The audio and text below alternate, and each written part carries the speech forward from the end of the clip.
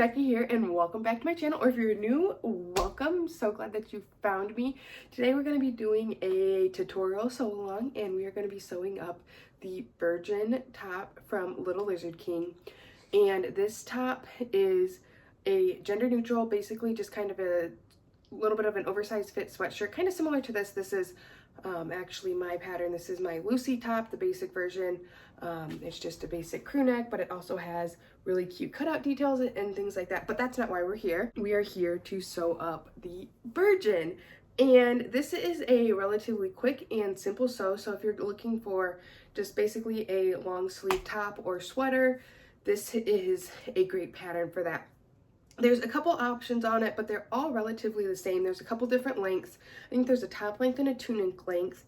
And then there is also an option for a regular hem or a split hem. And I think that those are the only separate options for this pattern. So pretty much no matter what option you are doing, this video will cover them all. And I'll talk about the difference of the split hem and the regular hem. I'm going to be doing the split hem, and it is a little bit of a high-low hem, so that's more towards the feminine side. But like I said, this is a gender neutral pattern. You could use that for a boy if you wanted to, but there is also just a basic band where it's all one length all the way around.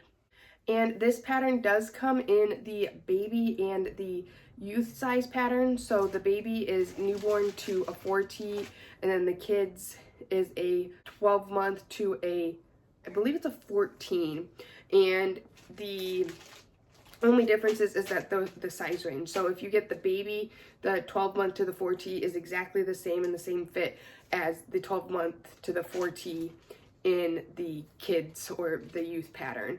So you can kind of just get your pattern based on the sizing. And I will say that is kind of my one gripe with Little Lizard King, is that they make you buy 2 patterns for a different size range for 4 more sizes, whatever that is, newborn to the 6 to 9 month.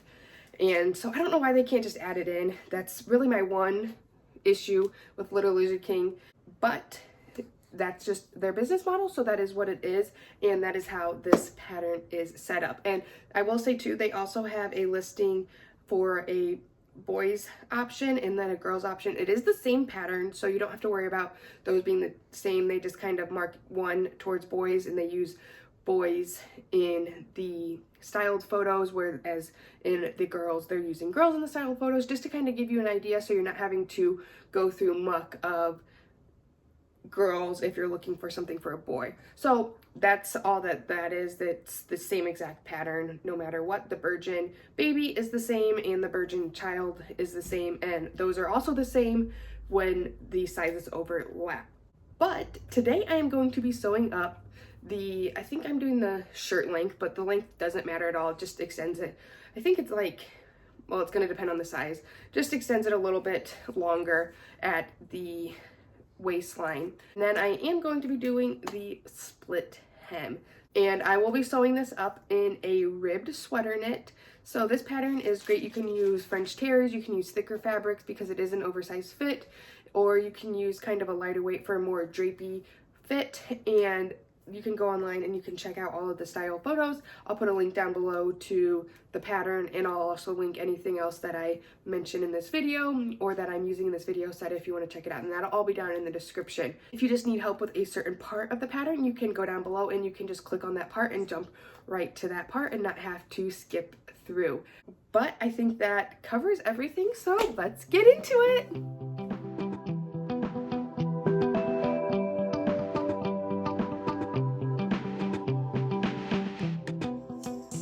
Started, we're just going to go over the pieces that we need. And as I mentioned, I'm doing the split hem, so that is just really the only difference of the styles is the hem, but it doesn't really change too much. So you're going to need a front and back bodice piece, and there was notches on those. I just left them off on the sleeves because I already know which one's the front and back, but I do like to notch my center front on my neckline even if it's not on the pattern. It just makes it a lot easier when attaching the neckband. So you have your front and back, then you have 2 sleeves, and they need to be cut mirrored image, meaning that they are opposite of each other. So if you lay them both out, I know it's kind of hard to tell here because you can't really tell which side is the right side, but if I have the right side up here, Like here is my notches for my back side, and the double notch is what indicates the back, and the single notch indicates the front, and then the one up here indicates the center. I know that's a single notch as well, but that just indicates where your sleeve is going to meet your shoulder seam. But when a sleeve is not cut on the fold, it's very important to note the front and back and make sure that your pieces are opposites, because they need to be cut a certain way so that they fit in the arm correctly, because that means that the front and back arm size are drafted differently and your sleeve is going to lay wonky if you don't do that. And then we have our neckband, and then we have our waistband pieces. You should have two pieces if you're doing the split hem.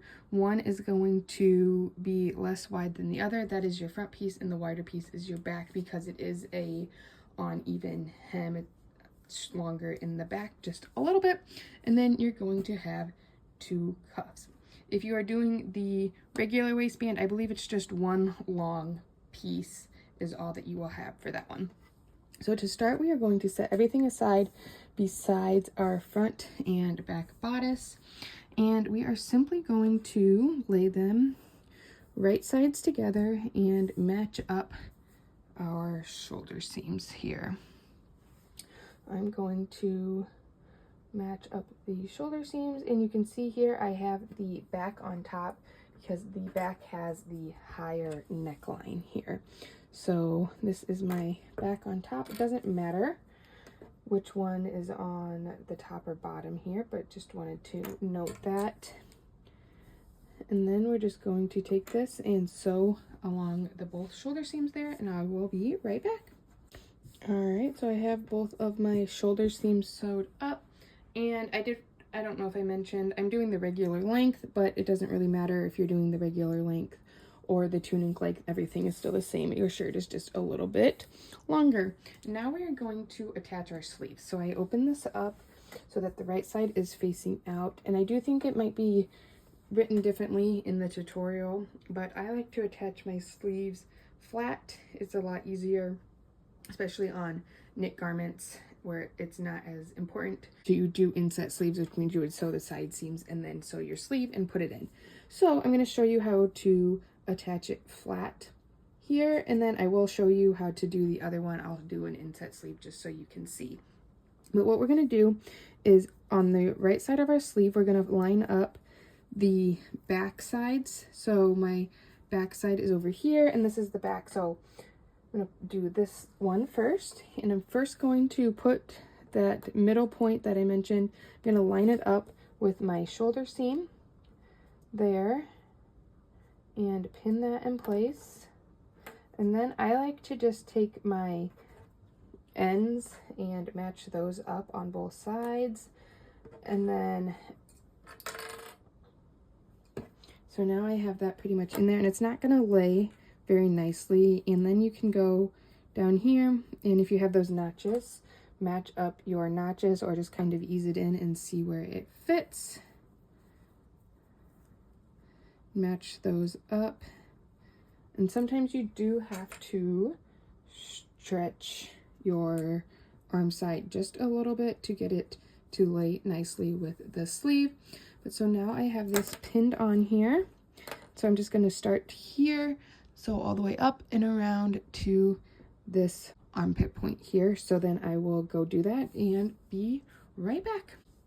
All right, so I have this sleeve sewn in here, and now what we're going to do is we're going to fold our shirt back down with right sides together. So now it's kind of looking like a shirt, and the first thing we're going to do is match up the seams right here in your armpit from your sleeve and pin those. And then I like to just work down towards my wrist with a couple pins, and then I go down towards the waist. So now you're just going to sew up here, pivot here, and go all the way down to your wrist all in one stitch. So I'm going to go do that and be right back. All right, I have that sewn on there, and now I'm going to show you how I would do it for the inset sleeve on this side. So what we're going to do is on this side here, we're going to just line up our side seams with right sides together and pin those together. And then you would also take your sleeve, and I have the right side facing up, you're going to fold it in half and line up the side here, that underarm seam, and pin those together like so. And then you're just going to go and you're going to sew down your sleeve, then you're going to sew down the side of your bodice. So now I have those seams sewn up, and what we're going to do now is flip our sleeve right side out, and we are going to slide it into our sleeve. So it's going to go in this way. So here is my seam, and here's the top point. And again, you want to make sure you have your front side on the front bodice, and then the back side of your sleeve touching the back side of your bodice, and you want right sides together. So we're just going to slide the sleeve in here, and the first thing we're going to do is match up those side seams that we just sewed and pin there.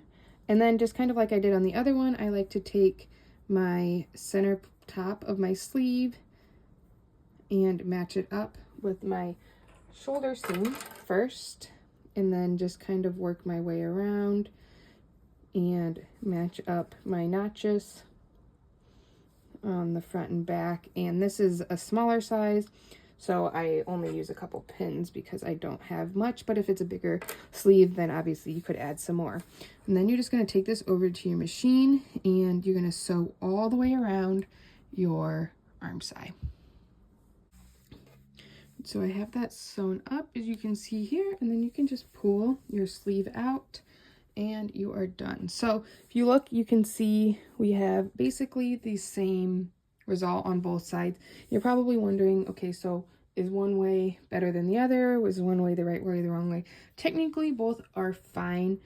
The inset sleeve does typically give you a better fit, but it's really only more important on like a fitted garment, and especially in a woven garment, to do it that way, where this way is simpler and easier, and it could kind of affect your underarm fit, but like I said, that's only going to really matter if it's on a fitted garment that this could maybe pull. You can see here it does kind of round out that point, where here it is definitely more pointed and shaped there. So that's really all, but I don't ever have any issues doing it flat when I am sewing, especially with knits. It doesn't really affect anything, at least in my opinion. So it just kind of 2 cents. Most basic tops you can construct using either way, as long as the construction is just the sleeve and the bodice. So like I said, it's just kind of up to you. Now we're going to jump to our cuffs for the sleeves. And so what we're going to do, you should have 2 cuffs. You're going to lay them out, and you're going to just fold them with right sides together and line up this side seam here on both of those and pin. And then you're just going to take this over to your machine and sew down both of those cuffs. So I'm going to go do that real quick and be back. All right, so I have those sewn up, and now I'm going to only show you one cuff, so I'm just going to set this aside because it's the same method for attaching them to both sleeves.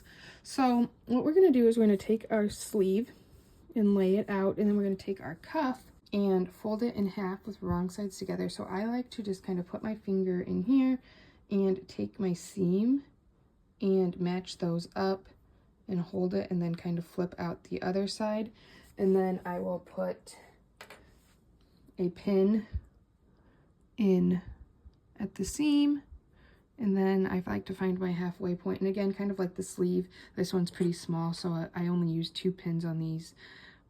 Otherwise it just gets really heavy and kind of diluted in there with all the pins. But on bigger sizes you may want to do 4 points. But then you're just going to take your cuff, and here is my folded edge, and I'm going to slide that into the inside of my sleeve. And make sure you note that my sleeve is inside out. So technically this is going on the outside of the sleeve, but it's going inside of it. So right sides together, And I'm going to match up my seams of my sleeve with the seams of my cuff first. And then I like to just take my sleeve and kind of find the center point of my wrist and then match up this pin here, marking my halfway point. And then I'll just take this over to my machine and sew all the way around. You have to stretch your cuff slightly. You don't want to stretch your wrist on the sleeve, otherwise it's going to get all wavy, but you just want to stretch your cuff just enough to fit your sleeve if needed. And you want to make sure you get all 3 layers in there as you're sewing, keeping them lined up. And one thing to note, if you do have a directional print, meaning there is an upside down and a right way to your print, when you put your cuff in, the trick that I like to use is when you look into your sleeve, the way that your print is facing, so it should be facing down, the cuff, that part of the cuff that is out looking back at you should match the same direction as your sleeve. So the same thing with like a waistband. If you put your waistband on here, so we'll say this is my waistband here, my prints should all be facing the same direction. You also could, after you have it pinned, you could flip it out and just kind of verify that, but you want to make sure you do that before you sew it on. But I'm going to go ahead and sew on both of my cuffs now and be right back. All right, I have both of my cuffs sewn on, and now I'm going to move on to the neckband. So this is kind of the same idea as the cuffs. We're just going to start by laying it right sides together, and we're going to sew this short side right here. So I'm going to go sew that real quick and be back. All right, so I have my neckband sewn up, and just like the cuff, we're going to fold it in half. Again, I like to match my seam there, and then I just pull it around and flip it so that it is wrong sides together. And again, I find that center point, and I usually recommend, especially on bigger sizes, just like anything, to find your quarter points. So that would be, then you would fold it in half here and mark here, and then you would find those on your neckline as well. So I am going to do that. It just gives you a more even stretch as you are sewing it, so that you can make sure that your points are lined up and you're not just stretching your neckband in one spot. That's what usually makes wrinkles and things in your neckline.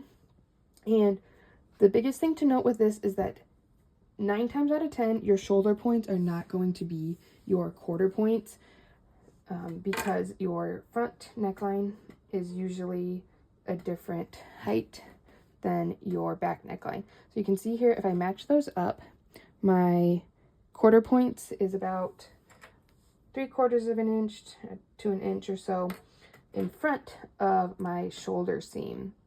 And if I were to use my shoulder seam, my neckline in the front would bunch up, because I would have the same amount of fabric in the back in the front as my neckline when they're not even.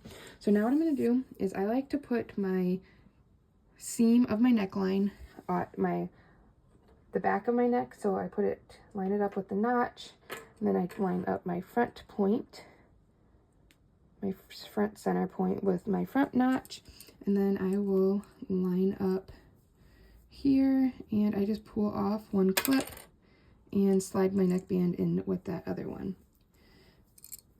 And your neckband is going to be smaller than your neck hole, which is why we are doing this, because we are going to have to stretch it as we sew, and this is going to help keep it even.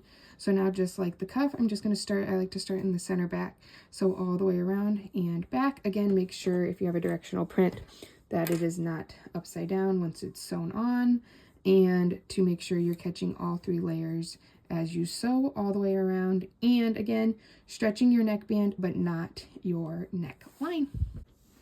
All right, so I have my neckband sewn on, and now we are on to the last couple steps here to finish up our sweater. So what we're going to do is we're going to take our band pieces and fold them in half, like so, with right sides together, matching up the short ends here, and we're going to do that with both pieces. Now, if you were doing the regular band, your piece would be twice as long as this, and you would fold it in half this way and then sew here to create a full circle. But we are not doing that. So we are doing this with both pieces, and we are going to go and sew down all 4 sides of our band pieces. Alright, so I have those sewn up, and one thing I want to mention is when I sew these, I like to start up at the top where my raw edges are meeting and sew down, so that way I can make sure those are lined up, and then kind of as you sew, it'll kind of even out and make sure that your corner is even, because a lot of times if you start down here, it'll shift unknowingly and you'll end up with one side longer than the other, which we do not want. And now what we're going to do is we're going to turn our pieces right side out, and I like to use this is called That Purple Thing, and they are super cheap. I love these things, super useful for all kinds of things, but I like to use this square tip to turn my corners on finer fabrics. It has this tip, but something like this, it would just poke right through. So I'm going to flip those like this. I like to just, you put it here at the corner and flip it out, and then you can kind of adjust. But you want your corners to be nice and pointed. If you sew this on a sewing machine, you can clip your corners and that'll make it lay even nicer, but I sewed it on a serger, so you don't want to clip your corners on a serger. Now what we're going to do is we're going to take our side seams here and line up the top edge and butt those up along the side seams as close as we can, keeping that raw edge aligned. And you're just going to go over to your sewing machine with a wide, long zigzag stitch. So I would do the widest setting and the longest setting you can on your machine, and just start at the top and zigzag down about 1/2 inch to baste these 2 pieces together. And so you're going to do this side, and then you'll flip it and do the same thing on this side to make it so that it's in a full circle. So I'm going to go ahead and do that real quick and be right back. Alright, so I have these basted, and it doesn't have to be pretty. These are going to be removed, so it doesn't really matter if it matches or not either. But you want to do about 1/2 inch at least. You want it to be further down than your seam allowance, just so it stays. And here's my other side. And if for some reason you don't have a sewing machine, that's definitely fine. I would hand baste it, or you could also just put them on here without basting it, but then there's a good chance that your pieces aren't going to butt up and aren't going to look as nice.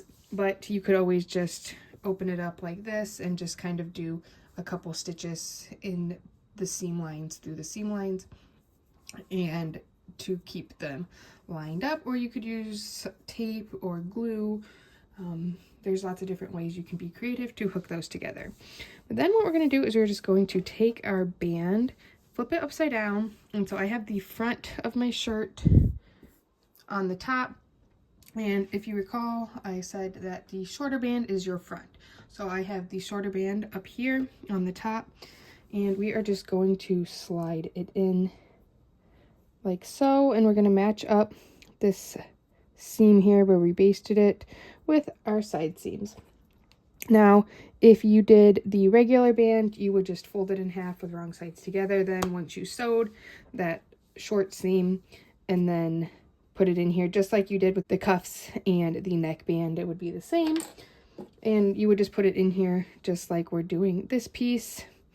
And then I believe this fits at a 1-to-1 ratio, so you shouldn't have to stretch it. And if you did the notches, you can match up the notches. Just get everything lined up.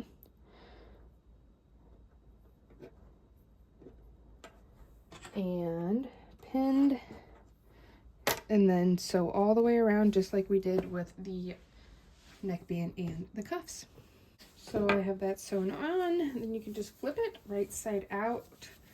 And if you did the regular band, you're done. If you did the split band and you hemmed it and you basted it there, you can see here I only did it a little bit so it didn't stick out.